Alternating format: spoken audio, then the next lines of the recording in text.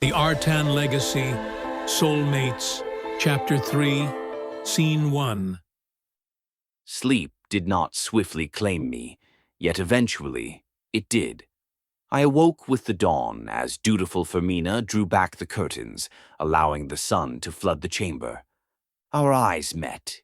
She offered a tender smile, then, without warning, began to undress.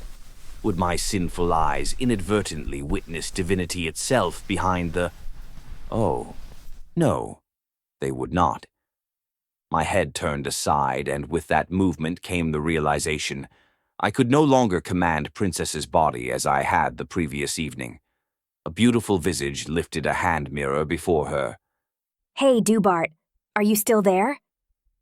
It was Princess, the real Auflie, no longer a mere thought lingering at the periphery of my mind. Indeed, I am, I confessed. The laws governing a body shared by two souls seem erratic at best. The sun, or perhaps your circadian rhythm, might play a role. Whoever holds dominion over the body is never permanent, I observed. If we reflect upon the last occurrence, we may expect my resurgence at the dusk prayer. She exhaled, relieved, though I knew hope still mingled with her distress. I thought you would get to live my life with me only watching. I am so glad. Did you say anything, Auflie? Rascal asked, approaching us. Oh my, she had naught but a thin, nearly transparent chemise on. Princess hurried to turn away. No, sorry, only talking to myself. Pay me no mind. Princess excused herself while actively avoiding seeing any of her sisters in states of undress. Yes, I heard that. Rascal replied, already preparing to mock her. Talking to your reflection again, I see. That is so very you, Princess. She quipped with a feigned haughtiness before laughing and turning away. Princess groaned in irritation. As just recompense, she cast a glance at Rascal's near-bare backside. In a tone both amused and warning, she added, That's what you get. having the last laugh for once. And calm down in there, you little pervert. I can feel you getting excited. If you make me faint by seeing my own sister, I'll never forgive you, my lecherous master. She alluded to the incident I would never live down. Princess managed to dress without ever glimpsing her reflection, only pausing to use a mirror when applying her beauty products. She waited patiently for her turn, allowing Fermina and Rascal to finish first, before convincing them to go ahead without her. Once alone with me, her thoughts turned inward. Predictably, her first thought was, What are we going to do now? What is your plan, Dubart? I have many ideas, though regrettably, most are unfeasible, I admitted, for the grand notions of the previous night had led me here but no further. Don't you give up on me! She insisted, yanking her hair with a careless brushstroke that caused us both to hiss in pain. What are the problems with your plans exactly? Do you need to be in control? I can look at books and turn pages for you, she offered. Though generous, the issue lies beyond mere control.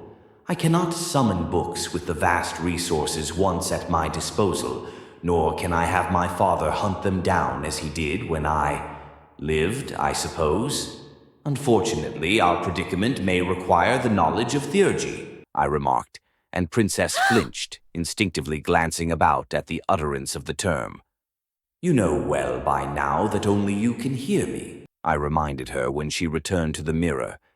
It is highly likely that the research I left behind in my infirmary has been burned by my brother to protect me. Ironic, is it not? A select few individuals may possess the information we need or be capable of extracting my soul from your body, but I haven't the slightest idea of how to find them. I don't know about. Princess made a pause, hunched over, and whispered into her hands, Theurgists, either?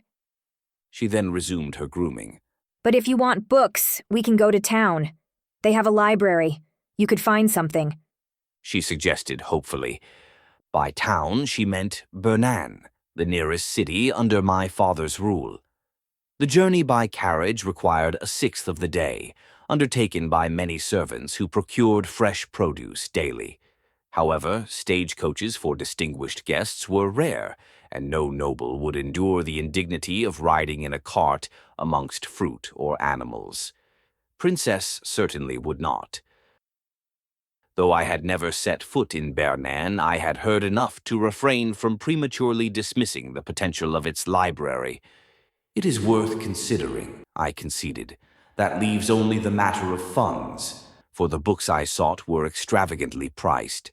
I have an allowance, She declared, though I was well aware of her finances.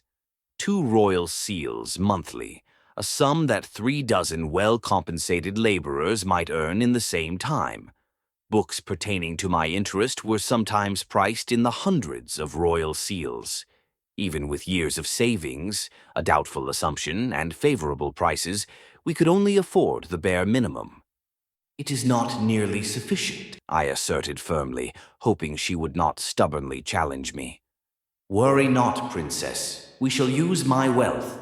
The taxes from my fief and the worth of my belongings should secure us a considerable fortune.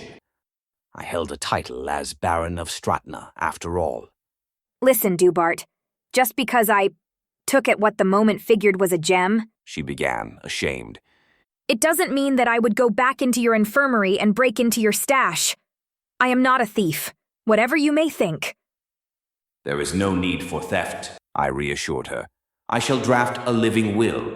The steward shall recognize my handwriting, and the document will be legitimate.